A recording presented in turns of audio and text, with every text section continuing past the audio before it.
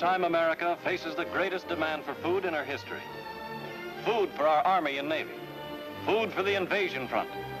Food for ourselves on the home front. Food to help our fighting allies and the people of the Allied countries. It takes pounds of food a day to keep a soldier on the fighting front. Millions of pounds of food each day. The best way to supply our men overseas and our fighting allies with most of the foods they need is in dried form and in cans. In addition to the military, other factors affect our canned food supply. Take tin, for example. Our major peacetime sources have been cut off by the enemy. Our railroads and other transportation facilities are being taxed to their utmost, carrying munitions, armaments, war supplies, and troops. That leaves less shipping space for civilian foodstuffs. And then there's the farm labor shortage. All this means that we at home will have less canned fruits, vegetables, soups, and other processed foods for our use. Without rationing of these foods, some people would get more than their fair share. Others would not even get what they need. But rationing assures everyone of his fair share. That is why your government is rationing canned fruits and vegetables and other processed foods. Until now, we have been rationing one item at a time, like sugar and coffee. But processed fruits and vegetables are not one product. They are hundreds of products in hundreds of different brands, grades, sizes, varieties. In cans, bottles, packages, in dried and frozen form. One cannot say, as in the case of sugar, each citizen will be allowed 2 cans of peaches a week or 4 cans of spinach. It may be true that some people don't like spinach. Some of you may want to buy canned corn. Others of you may want to buy canned peas or spinach. So the question arises, what method of rationing can be used so that each citizen may get his fair share of canned fruits and vegetables and other commercially packed foods, and that will still allow freedom of choice? The system which has been adopted and has worked successfully in England for over a year is called point rationing. In the point rationing system, all these foods are grouped together, and your ration book is used to buy those you like. Those items which are not so scarce will take fewer points. Items which are more scarce will take more points. Point stamps to buy these ration goods are in War Ration Book 2.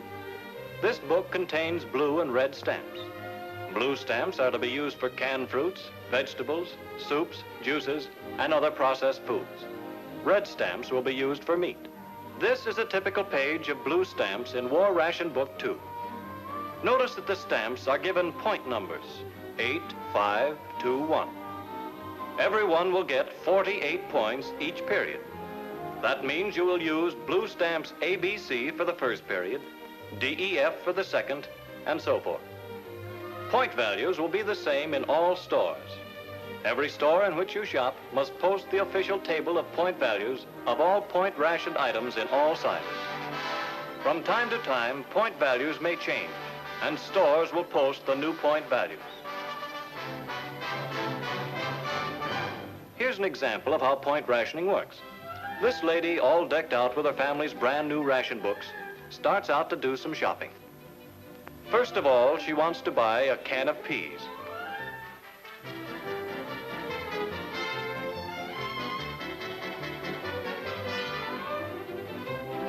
She wants to buy a can of chicken soup.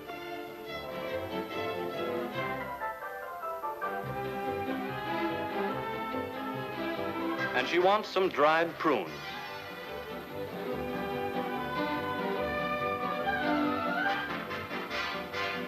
Well, there's our list complete, and all that remains to be done is to tear out 14 points in stamps and pay the grocer. But wait just a minute. Just for fun, let's take another look at that point ration table. Hey, slow down there. What about those string beans?